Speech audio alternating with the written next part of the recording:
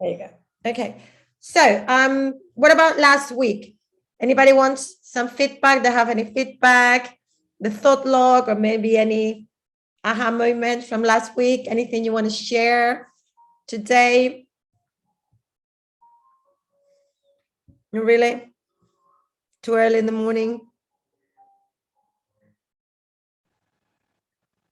Is that you, Lisa? There you go. Am I going to make a double noise? No, it's perfect. Okay, great. One of the things that came up for me, I did it last night, was that with all of these ideas and exercises, we don't do them once.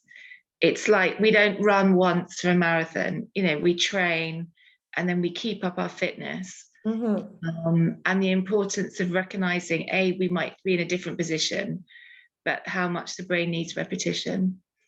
And it takes a long time to make new habits.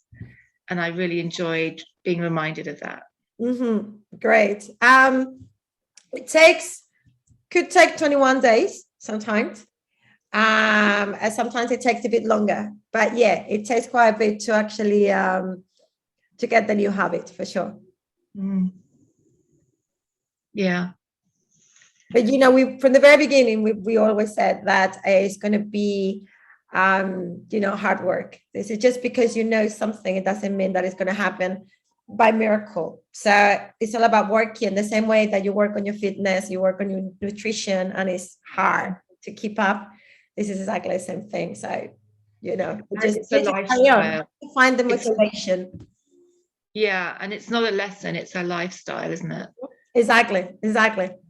You know very much about that. So exactly, that's what it is. It's just getting used to that. That is your new normal.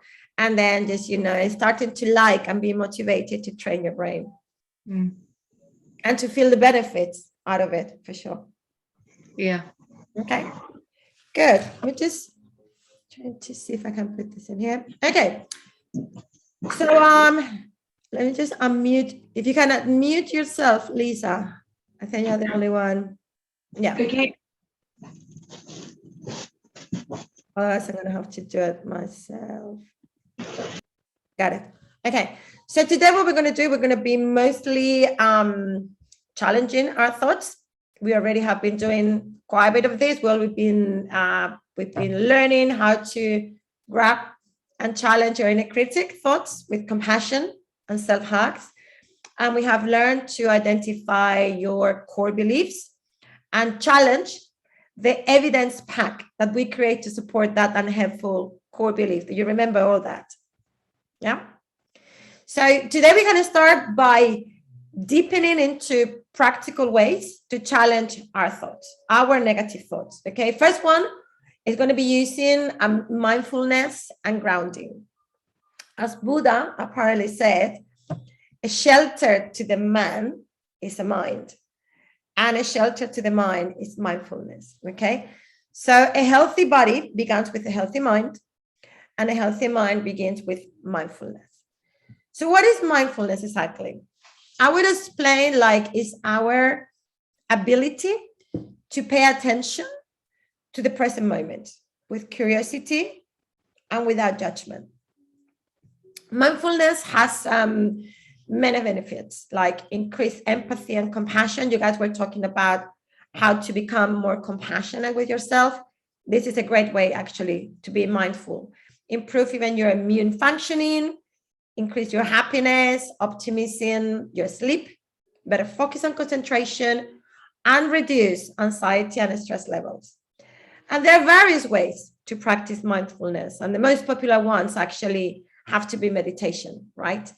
And bringing attention to our daily activities. A very fun fact, do you know that probably the biggest meditation center in the world is in Silicon Valley?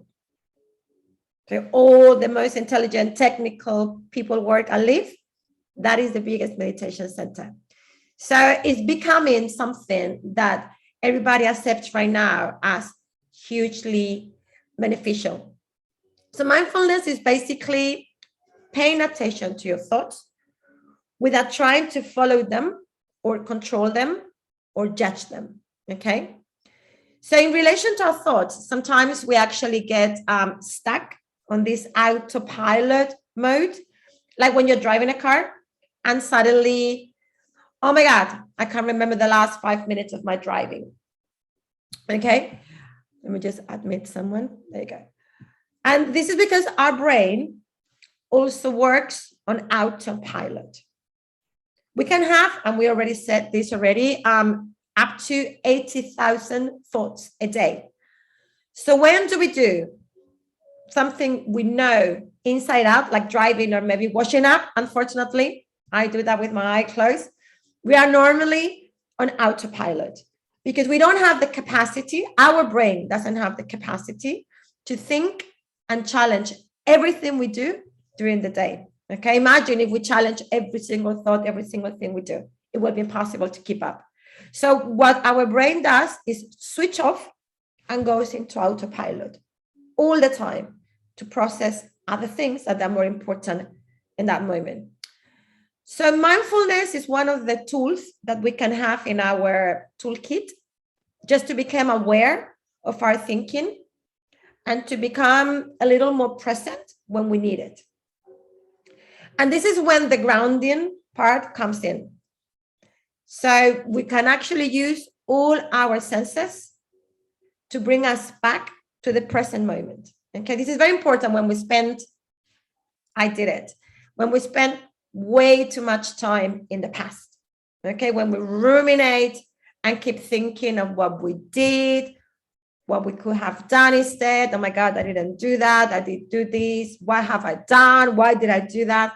So when we actually spend a lot of time on the past, thinking about that, what you experience is regret, okay? And you feel stuck. You feel stuck in grief. And none of this is helping you to keep moving forward. So if it's not helping you, it is a negative thought, causing a negative vibration in your body, okay? We already know that. And then on the other side, if we spend too much time thinking about the future, on the what if, what it's going to do, it's going to send us to a place with a lot of anxiety, okay? So obviously we need to spend some time in the past to learn from it and some time in the future to plan for the future. That is very important. But spending too much time in both past and future is not healthy. So I have a couple of tools that can help you distancing yourself from your thoughts. So you can actually kind of like externalize them, like when you do a thought dump. But instead of that, we're just having like a technique where you can actually externalize your thoughts and just watch them without being involved emotionally all the time. Okay. This is basically the principle of mindfulness, to observe your experience and your thought without judging them and without having emotions about them. It's difficult. As Lisa was saying before, it requires a lot of practice and discipline and maybe some guidance. But it's actually, when you actually do it, it's very, very beneficial. So 4 things that we can do is when a thought comes into your mind, just imagine a negative thought coming into your mind. You can actually, first one, imagine that thought like floating down a stream. Okay, imagine you are sitting by a stream in a forest, and then you just allow those thoughts to float away and disappear. Do you know what it is? You've seen it. You're doing nothing about it. You just let it go. Okay. Another thing you could do, you could imagine your thought like a cloud. So observe it. There's nothing you can do with a cloud, right? You just can't observe it. Just all you can do. You cannot push it. You cannot change it. So basically, you just observe your thought as a cloud, and we allow it to dissolve and just disappear, okay, in the sky. The third one, you can actually think about your thoughts like a snowflake. So we allow them to fall and let them just melt in the ground. We don't try to catch them. We don't try to do anything. Just let them go. And the last one is like raindrops. So if you like raining, imagine you're at the other side of the window. You're watching the rain. That's all you can do with the rain. You cannot change it. You can observe it. So imagine your thoughts are just like raindrops, that they just go into the glass and disappear. You just watch them and let them go. Okay. Have you tried anything like this before? Is that anything new to you? Or is it sounds like something that you would like to do?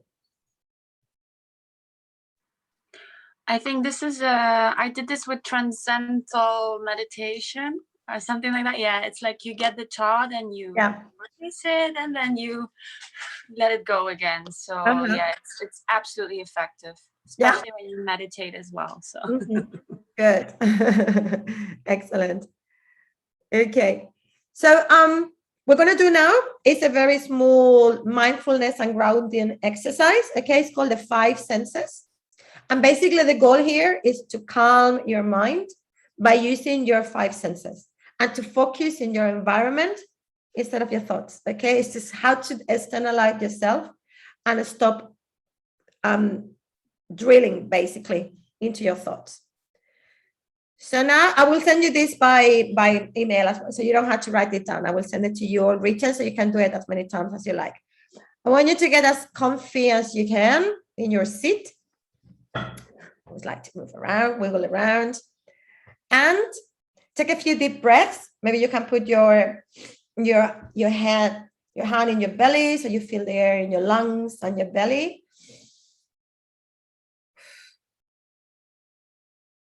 This is to activate your parasympathetic system, to calm, to receive that calm in your body. And then you can relax your shoulders, you relax your legs, you relax your arms a little bit.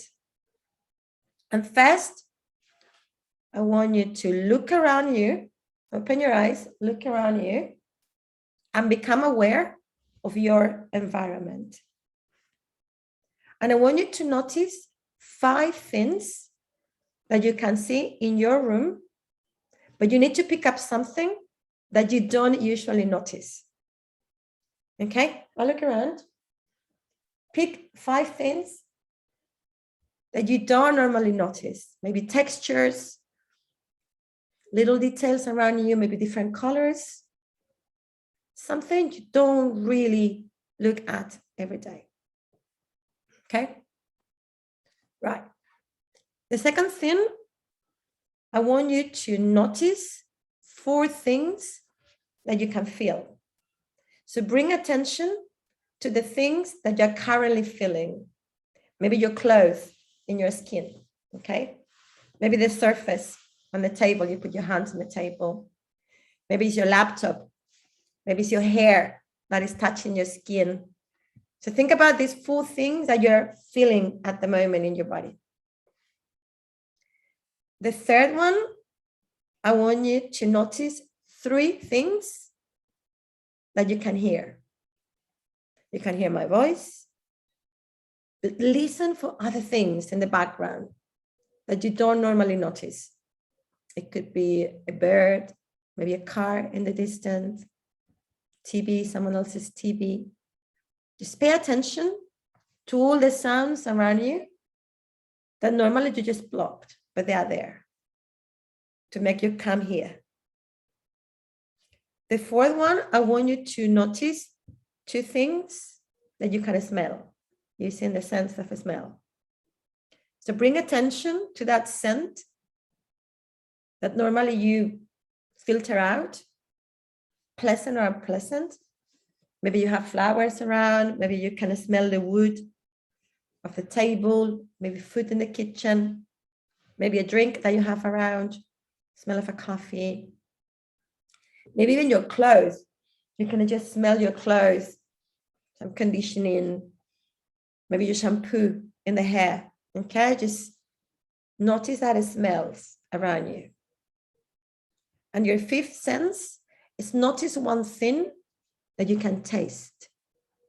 Maybe you can take a sip of a drink if you have a drink laying around, or maybe just your current taste in your mouth, maybe toothpaste, maybe coffee, maybe just dryness. Okay, just feel something that you can taste and bring your attention to that, something you can taste in your mouth. And I want you to have your eyes closed.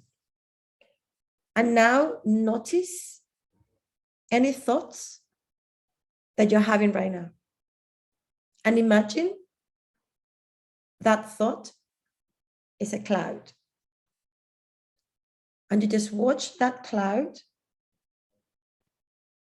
how it's formed, and how just little by little drifts away and disappears in the sky. And now when you start your feeling your body too, just notice your feet. What are they in contact with? How does that feel? Maybe wiggle your toes a little bit. Now notice your legs. Are they crossed? What are they touching?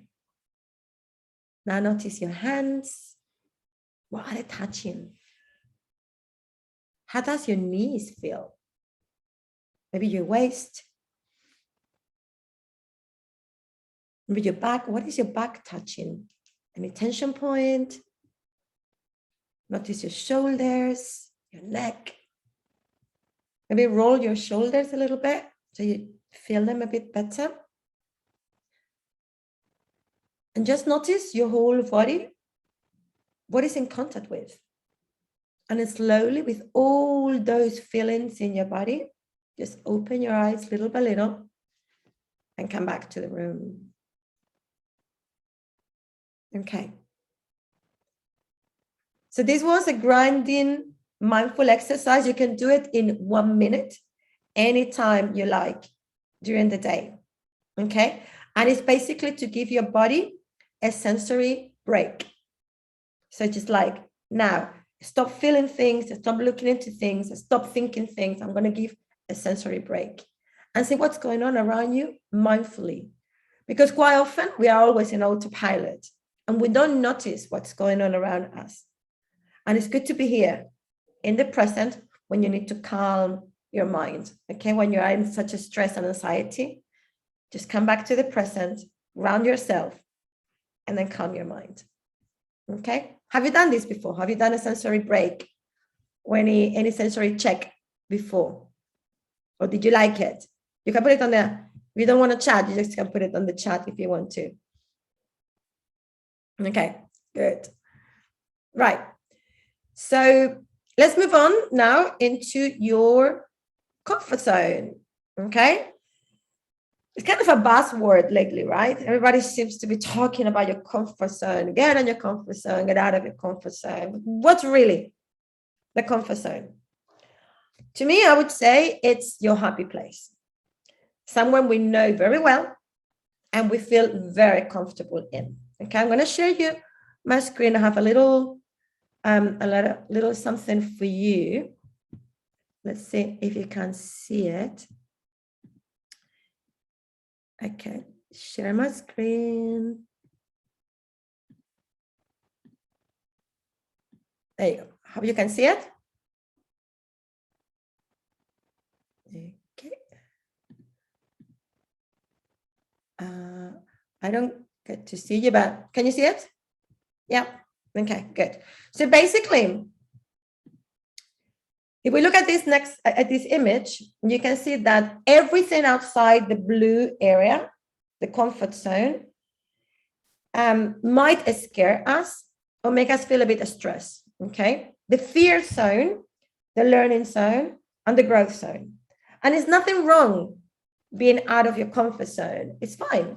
And we do actually have to spend time in there because it makes us feel in our parasympathetic state. And you know we need that. We need to activate our calm state. But this is not where we grow. Okay, this is not where growth happens. It's not where we learn. Growth and learning happens always outside your comfort zone. And we also need growth and learning in our life, okay? Maybe get out of your comfort zone is basically for you doing this program, okay? But especially if you're struggling with anxiety, you tend to stay in your comfort zone more than other people.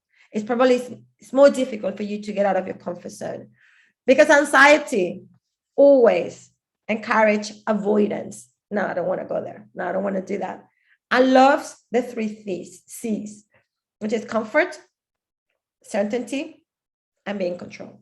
Okay, that's what anxiety likes. So anxiety wants to be always in the blue zone, in the comfort zone. And if you try to get out, no, don't go, stay here.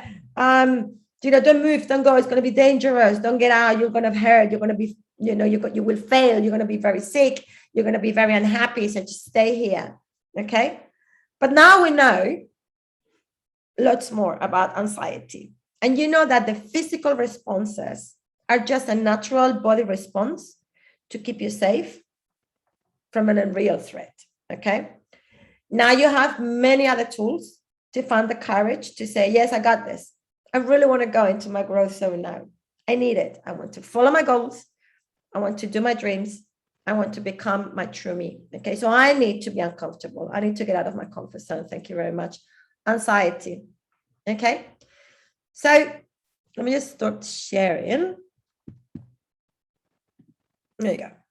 So what can you do today as we speak to get out of your comfort zone? If you want to put it on the chat, happy to as well. I can give you a couple of samples if that helps. Might be silly for some people, might be extremely challenging for other people, okay? So imagine you are in a queue in a takeaway restaurant, a coffee shop, a Starbucks, whatever. And you realize you really want to change your order, maybe twice, but you get paralyzed just by thinking about it. And you ended up with something you really don't want, right? This is a good sample of a couple of really unhelpful thinking styles, which could be basically catastrophizing and mind reading. Oh my gosh, she's gonna yell at me. She's gonna think I'm an idiot, that I'm changing my order. I don't want to do it. I really want a cappuccino, but I already asked for a frappuccino. But she's gonna kill me. I'm just gonna shut up. I'm just gonna move on. Okay. So basically, to just catastrophizing on mind reading, you need to realize that what you're doing is mind reading. So just get out of your comfort zone and try to do that. If it's that difficult for you, or something that happens to me all the time, if I want to change my nail color at the salon, last minute before she start painting, and then you just see the color, I was like, oh my God, I really don't want that color anymore. But you just don't have the courage to ask her. Okay, rings a bell? I think it does. Someone is laughing there. Well, actually, I'm afraid of my Chinese lady who paints my nails. I'm afraid of her. So just by looking at her, I just wear whatever she decides that I need to wear that day, because I really don't want to get out of my comfort zone and tell her that I've changed my mind. I really want pink instead of red today. Okay. Another sample, maybe you could stop apologizing for everything. Okay. That, I'm sure that rings a bell. You could stop apologizing on email, to people, in conversations, in your daily life. Probably you have nothing wrong. You have done nothing wrong. So you could actually stop apologizing. And that's probably way out of a lot of people comfort zone. I spent 10 years, like many people of you, in the UK. So stop apologizing is actually very difficult for British people, okay? Because it's like part of the normal conversation, but it doesn't give you the right vibration inside your body. It just doesn't, because you have done nothing wrong. So why are you apologizing for it? Okay, if I ask for a price of something, but I don't want to pay that price, it's just too expensive for me or whatever. But I apologize and I'm sorry, I can't do it. I'm afraid, I'm sorry. I'm not sorry. I don't want to pay that price. Another story, move on. Okay. So it's not my fault. Another one for me could be maybe eat alone in a cafe, in a restaurant, without my phone or a book. Okay. How does it seem to you? Could you actually sit down in a restaurant for half an hour with no phone, no book, and just eat? I can't. It just gives me the creeps. Basically, I get anxiety just think about it. I really need to. I will start writing in a paper. I mean, in a napkin, probably something like that. But for some people, this is absolutely nothing. Some people actually they have other challenges in life. So, what do you think that you can do this week to step out of your comfort zone and have that challenge? You can put it on the chat. You can say live, whatever you prefer.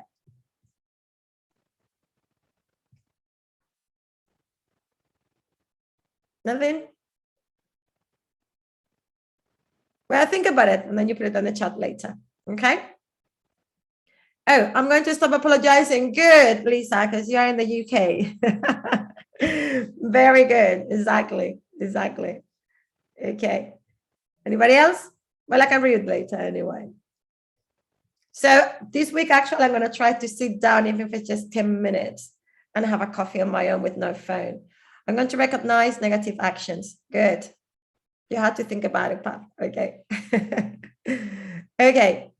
So we're going to go now to the other circle, basically on your comfort zone. We're going to go into the fear zone very quickly, because I think, but it's very important because I want to link that fear zone with anxiety and panic, okay, with the same thing, because it's how your brain code, okay, it's coding fear and the way that is linking it with your responses. So remember last week we were talking about the amygdala, okay, that little almond shape that is in charge of your emotional responses to threat. So when something scary happens and trigger you that threat response and make you feel all those sensations that we spoke about, your amygdala encodes those sensations like a very strong emotional memory, like a memory card, okay?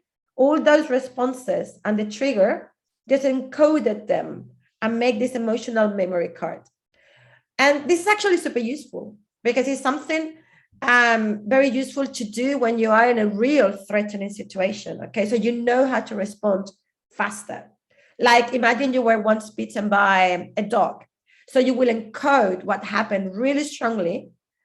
And what you will notice going forward is quite an automatic reaction to fear around dogs. So basically your brain is saying, okay, something really threatening happened to me. I'm going to keep that inside me very strongly, so I remember. So next time I see something similar about to happen, I can automatically keep you safe, okay? Remember, your brain doesn't want you to be happy. He wants you to be safe. That's all he cares about. So that would be like running away from a dog, but maybe from all dogs. And the problem comes when we have those automatic responses all the time to something that is actually not a threat, but something that we have to keep doing. Imagine you have to speak in public and that really gives you the creeps.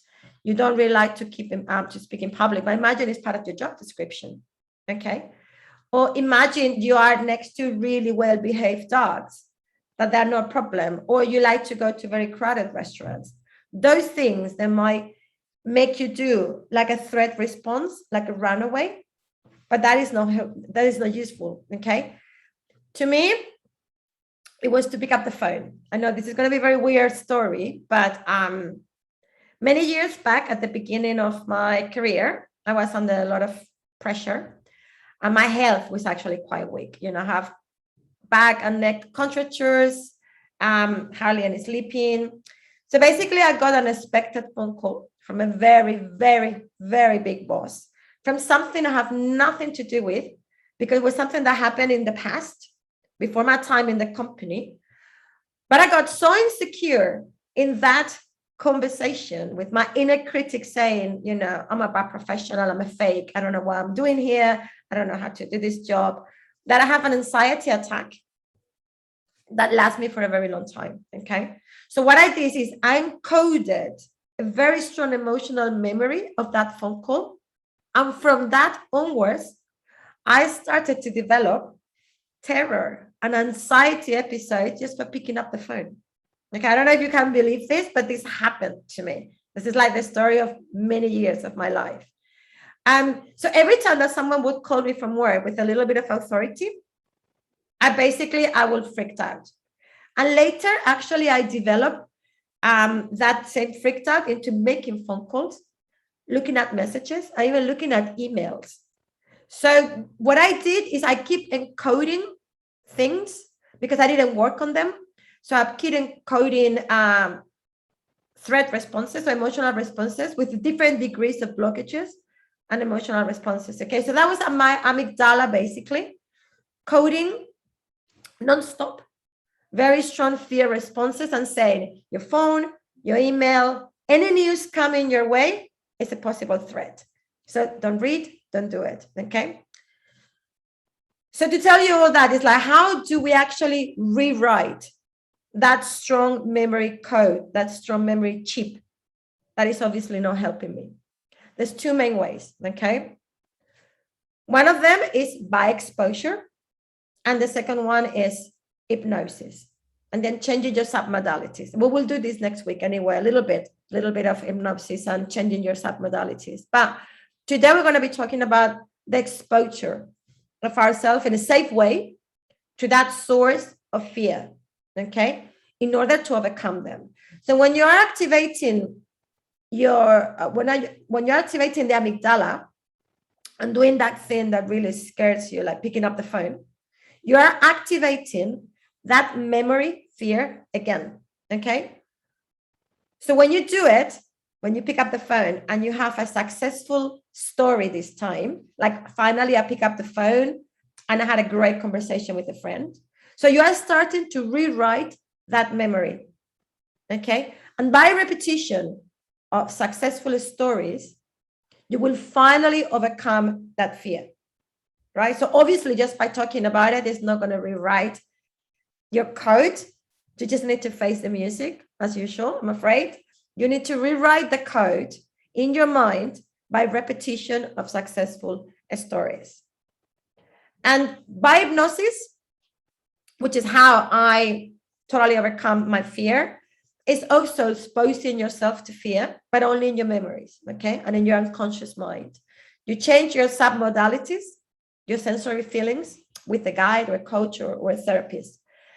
But if this is all rising up your anxiety, maybe right away, thinking that you have to expose yourself to something that you fear very much, like, I don't know, spiders or eating alone or whatever you fear, don't. So basically you can do it in a small incremental steps, okay? Steps that feels manageable to you. You just, if you're afraid of spiders, you're not going to grab them and put them on a hand and start playing with it, okay? That's ridiculous. You need to do a small incremental steps that feels manageable to you. You decide how and which ones to take first, but it needs to feel comfortable to you. But be sure that if you don't expose yourself little by little to that thing that really scares you and start collecting these successful stories, it's going to be very difficult for you to overcome the fear. Okay? Does that make sense? Yeah? Okay. So to keep challenging our thoughts, let's see. We already have done the mindfulness tool, which is observing and not judging. Now we're going to do is to challenge our negative thoughts with questions. Okay, I'm going to be sending them to you, obviously. So I'm going to give you a few questions. I'm just going to read a few questions. And I want you to choose a negative thought right now, anyone that you have. And I want you to answer very quickly. Obviously, we're going to send it to you, but just very quickly, I want you to answer these questions with that negative thought that you're going to pick, okay? So like I was saying before, I have a thought in the past, like I'm a bad professional, okay? So I'm going to be answering them with, most of them with I'm a bad professional. So if you have your thought now, the first question is this thought always true? Mine is not. I'm not always a bad professional. So how likely is this going to happen all the time, that thought that you have? And the third one, how is this thought serving me now? It's not helping me, obviously. Thinking that I'm a bad professional is not helping me, so it's not serving me. Move on. What would be a helpful thought that I could have instead? Well, actually, I'm helping many clients right now with my coaching. So I'm not a bad professional. I have the proof that I'm helping people. Okay. So that could be like my changing thought. What evidence do I have that this thought is not 100% true? Remember when we were looking into the evidence pack and we're trying to pick things from the past negative, but we need to find the good ones as well. So you're looking for successful life events that are going to give you the evidence that that negative thought is not true. Okay, I do have amazing stories from clients. So I know this is not 100% true. Number 6, you need to ask yourself, am I filtering all positive and jumping to negative conclusions here? Yeah, I really am doing that. Number 7, is this my interpretation of life? Or it's a thought that is based in facts and logic? Obviously, I'm interpreting my life in a negative way. There's no facts and logic to it. Am I taking this too personally? Yeah, probably I am. Am I catastrophizing? For sure. Well, I'm a horrible professional. Okay. Am I assuming I have no control or influence to change my situation? Yes. Am I predicting the future? Or am I assuming that I know what other people think? Am I ruminating on how things should be instead of accepting and dealing with reality? Yeah, for sure. And the last one, am I assuming I have no control on that thought? Yes, I am assuming I have no control on that thought, obviously. Okay. So I don't know if you managed to do anything or maybe to answer them in your head. Is this useful for you? Do you thought that is something that if you have the list could be useful for you? Okay, good. So anything you want to comment? Makes me angry how you can destroy so easily something that I have built in such a long time. Yeah. It really hits me hard. Okay. So Yeah. can I ask you a question? How that thought was serving you? Something that... No, it's how you destroyed all my work in 5 seconds. This is the point. So it was not serving you, basically. No. Okay. That's important then. If it's not serving you, then it needs to be destroyed. Yeah. Good. Okay. So what I would advise you to do to keep working on this is to keep logging your thoughts.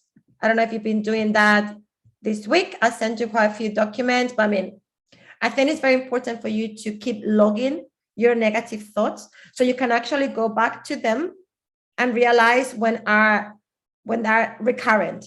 So something that it keeps coming back to you is telling you that you need to work on it, that you need to start challenging that thought with the questions, with mindfulness, with all the tools that we've been talking for the last 3 sessions. But if something keeps coming back to your head every single day, a negative thought, you need to work on it to start changing it, to start changing that vibration inside you. Okay. So let's go the last one into something that might resonate with you, maybe not, but it's perfectionism. Okay. And this is very much linked as well with your core beliefs, the one that we were talking about last week. So if you have this perfectionism tendency, you need to ask yourself first, where is this perfectionism obsession coming from? Where is it actually coming from? And what are the events? What happened in the past? Where is in my evidence pack that makes me believe that if it's not perfect, it's not good? I have to do everything perfect. Okay. Where is in my past that I assume that I had to do everything perfect in my life? Okay. So maybe growing up, you had to be the perfect and easy child. Maybe you have to make things easy on your parents. Maybe your parents were going through some challenges and your solution to ease their pain, it was to be perfect, the perfect child, okay, quiet and contained. Maybe there were some mental health issues in the family, so you had to learn how to be perfect and quiet, make things easy for them as well. Maybe you have some really bad childhood feedback that you were not good enough. So you have to swing to the opposite and think, okay, now I have to do everything 110% better to compensate for my childhood mistakes, because I was a horrible teenager. I was a bad person. I gave my parents a lot of grief. So now how to compensate. Okay. So this perfectionism might appear from the experiences that we have growing up as a survival mechanism now. Okay. You think that is going to save you, basically. But remember, and we spoke about this when we were healing our child, this is not fair on you. Okay. You need to be gentle with your inner child. You were doing the best you could with what you knew at that time. And if you see your inner critic coming here again, you know it's not true, and it's not thought, it's someone else's. Okay. And one way to start actually working on this is just by challenging that thought, to dig in the past and start understanding, why are you acting like this? Okay. Ask yourself those questions. Self-awareness, again, is the key in here for your wellness and your mental health. Or maybe you can ask yourself, would I ask my best friend to be perfect all the time? I wouldn't. I wouldn't put that on her. Or would I ask that perfect standard that I have for myself, for my children, or for other people very close to me that I love very much? No. I will never ask my child or people I love very much to be perfect. So something that also works great is actually to expose yourself to the discomfort of not being perfect on purpose. For instance, imagine you take a new dance class, okay, and you know you're not going to be perfect. You go into tango classes, which is actually very difficult. You know the first class, you're not going to be perfect. But you go and take that chance because you know you're going to have to sit in discomfort on that first class and feel how does it feel. It's okay.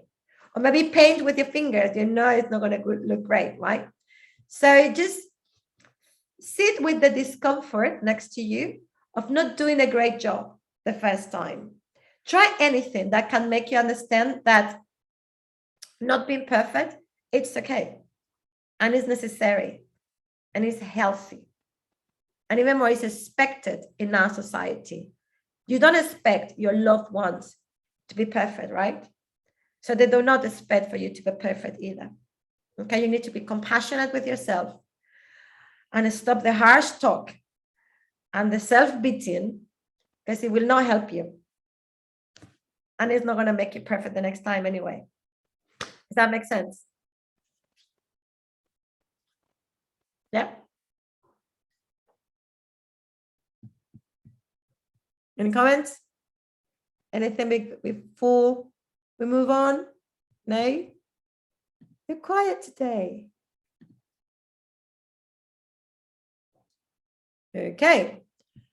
So if you're happy with that, what we're going to do now is we're going to go finally into another trance visualization. Okay. And it's going to help us with anxiety of the future. Maybe to find answers that we need at any point in our life, especially when we have a dilemma or when we are in doubt of anything or very low in morale about future perspectives. And I hope you enjoy it. Probably you heard about this before. Maybe you have done it in another occasion, but this is something that I recommend you to do almost every week or every time that you need an answer, to just go into kind of like this trance meditation and try to do it. Okay. So what I want you to do right now is to get very comfy in your seat, like really comfortable. Feel your back very comfortable. Okay. Like no pressure. Ensure that no one is going to come in the room. Close the door, all that, so they will not interrupt. And we're going to do, close your eyes and take a few very deep breaths. Breathe in and out. Slowing down. And now that you have your eyes closed, you will start to relax by hearing my voice. Bring your attention now to the area around your eyes and relax your little muscles around your eyes. Relax your jaw. Release your cheeks. Start feeling your face very heavy, and just notice the rhythm of your breathing as you inhale and exhale, and inhale and exhale, releasing all the tension out of your body with your breathing. And imagine that your body is a body of water, like a calm lake. So when you breathe in and breathe out, you can imagine like a soft current in and out of your body. And let each of your exhalations to carry your tension away, just like floating away. And again, with your next breath, let any tension on your straight just float away on that stream. And you keep breathing. And now bring attention to your feet. Notice if you carry any tension in your feet, any tightness or pain.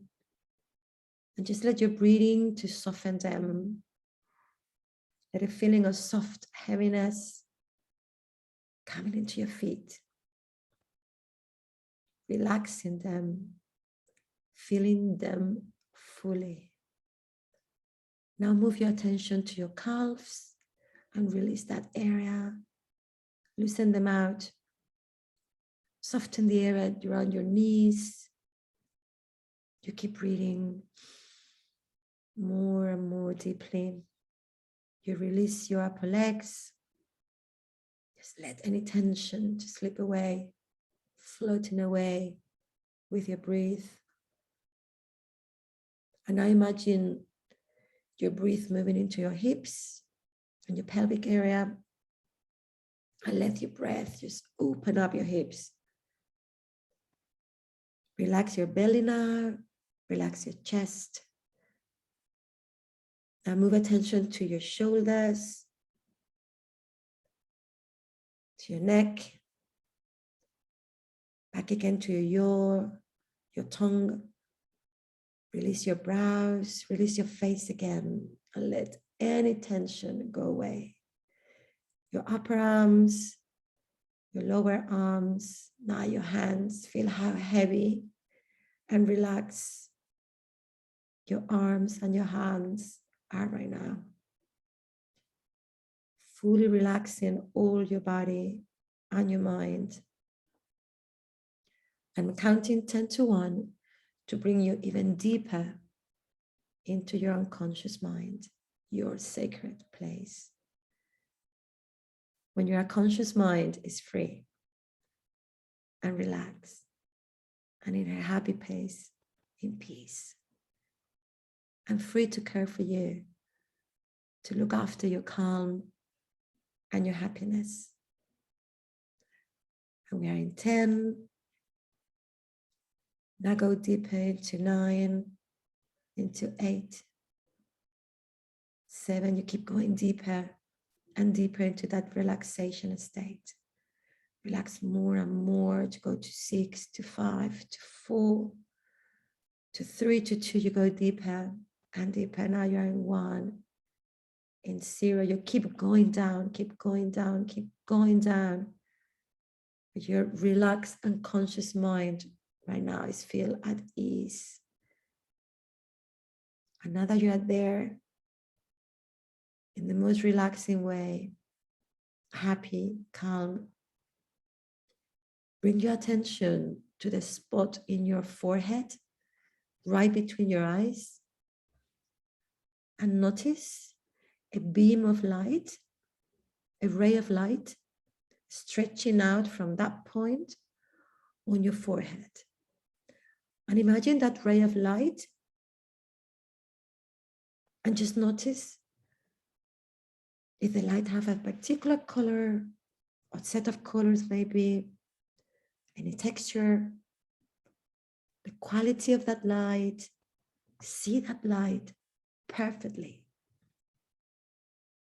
And notice how the rate of light stretches all the way up and out of the room that you are right now. Notice that it goes all the way out of the building and it shines into the sky. And now imagine that you start traveling inside that rate of light. Start to imagine floating up and just let yourself walk along that rate of light and get out of your room and follow that light upward. Allow the light to take you higher and higher. And notice the building now beneath you. It's getting smaller. And as you move through the clouds, notice how beautiful the sky is. Notice your city below you. And as you keep moving upwards, try to see the region beneath you. And as you travel faster and higher, try to see the beautiful globe of Earth with blue and green and white, and just fully enjoy the view, looking backwards. And keep traveling up and up and up until you are in this amazing blue-black space of silence, velvety and dark. And now you notice there is another ray of light next to you, right next to the one you are standing in. And notice which color it is and the quality of that new light.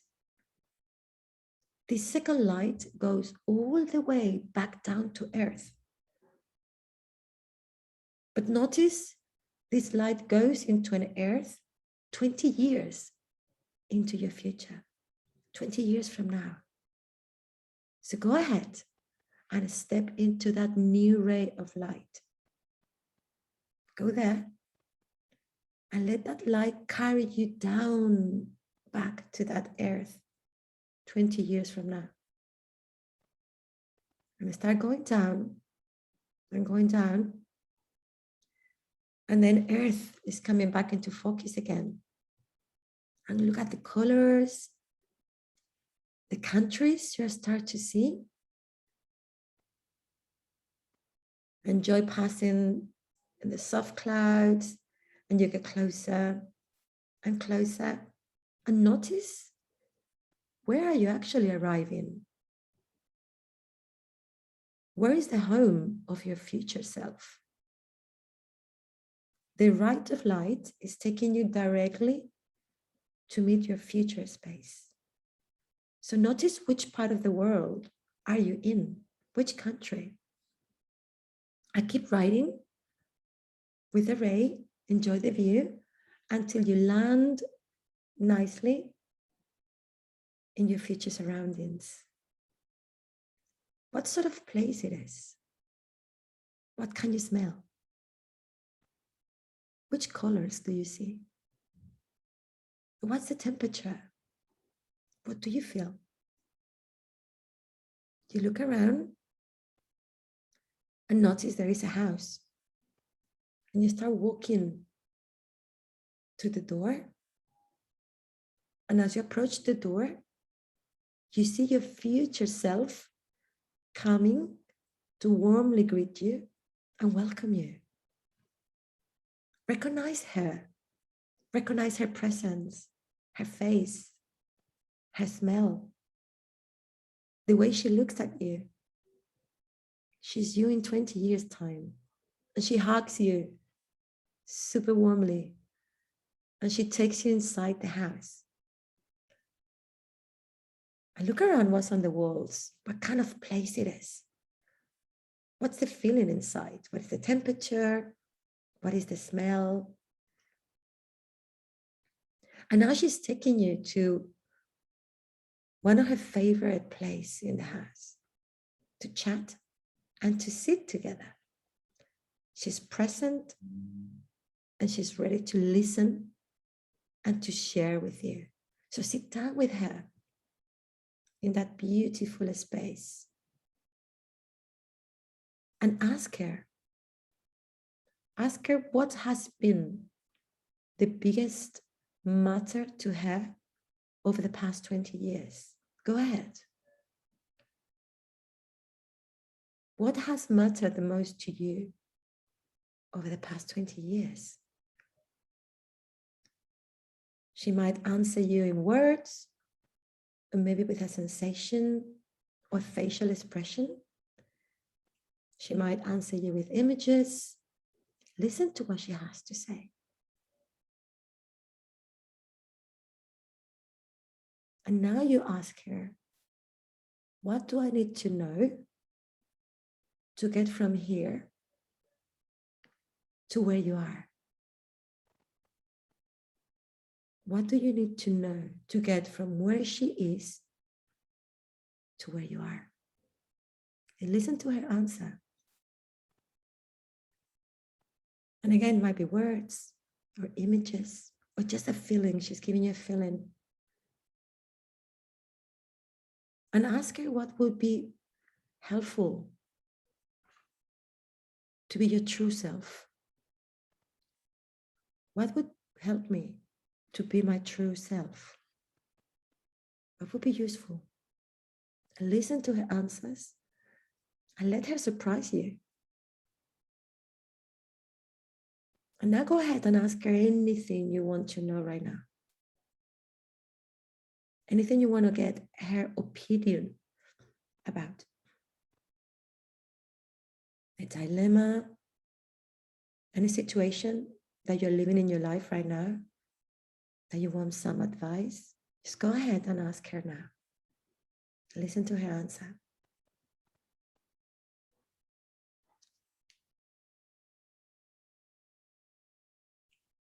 And finally, you're going to ask her, what's your truly name?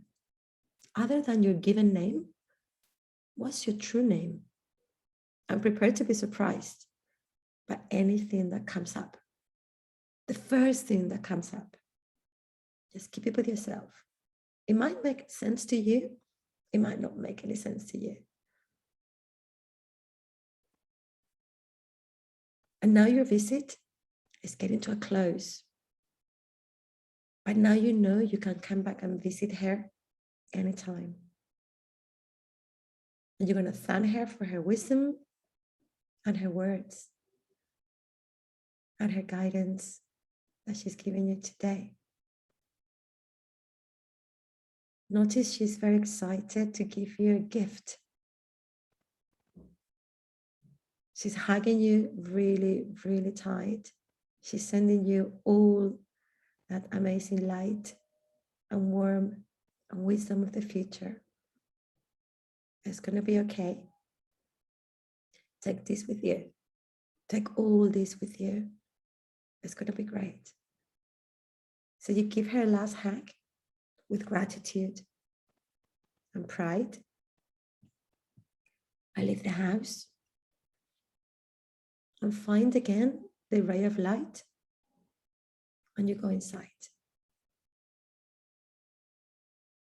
And you start traveling all the way up and up and up through the clouds.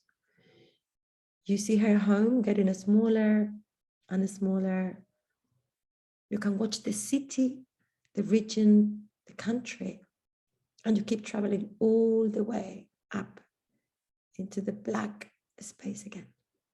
Silence and velvety. And now you see there is again the original beam of light next to you, the first one.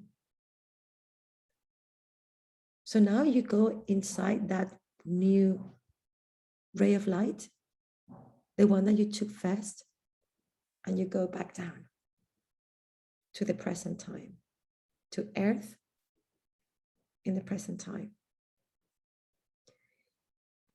You start traveling down and start seeing the landscape again from your part of the world that you are right now, your country, your region, and say your city, and into the room where you begin your journey. And notice you are back with your arms full of treasures and learnings. You're coming back full of learnings, and you want to journal about them later on today. You want to write down everything that she told you to remember. You want to remember the conversation, all her answers, her home, her parting gift, her given name. And you know you can go into her wisdom anytime you like. And little by little, you come back into your awareness, into your body. You start feeling your toes. Wiggle them maybe a little bit. Feel your shoulders. Feel your face again. Your lips. And when you're ready, you open your eyes again to here and now. Okay? How is that? For the first time, we have a few minutes. So how was that?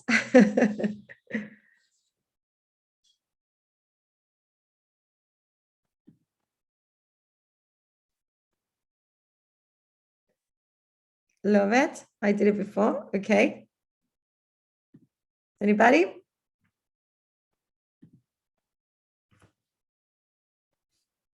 don't know if I should be unmuting you. People, I can unmute you.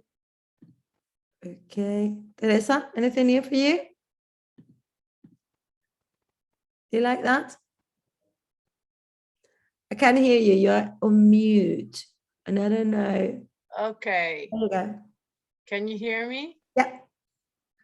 So first time, really nice, bit difficult.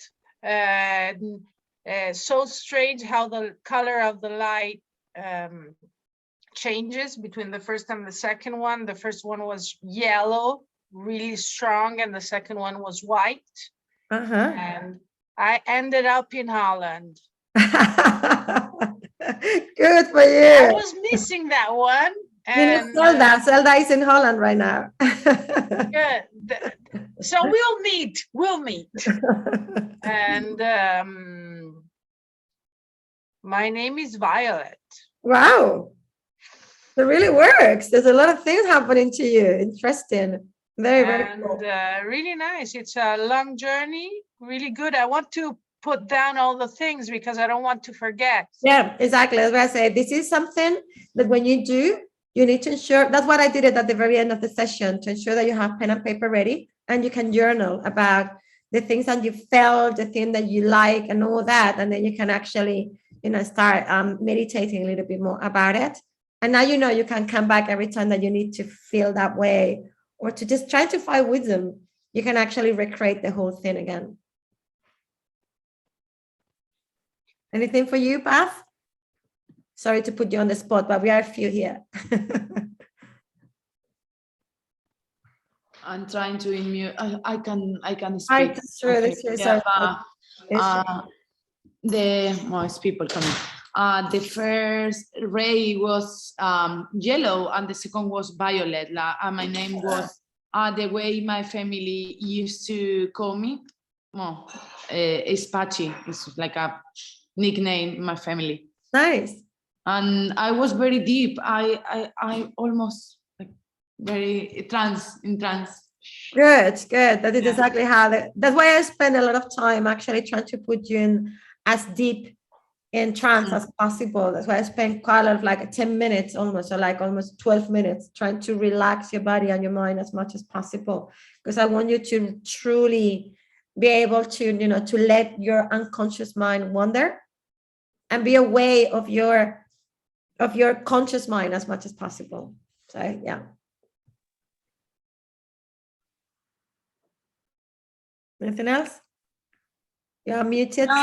For me, myself, it was more like I did it for the second time, and every time it's just you're in this trance and you see the fullest of yourself, the best version of yourself. There's not a single fear or thought, or you're just floating and living your life, and it's amazing to have that moment. Like I just had that moment, and I'm super motivated, and it's just beautiful to be in peace with everything and see a future. Exactly. So once you actually keep that image of the future and that feeling of the future as your goal, when you actually recreate your goal, this is the way that you want to feel, this is the way that you want to be, this is the way that you see yourself in the future, it keeps you focused to what you want, because you can actually have the goal. You see how you're going to feel, you see yourself, you know you're working towards that, and it makes so much easier to carry on focus and working really hard for what you want. Visualization. And maybe Lisa, anything from your side? If you want,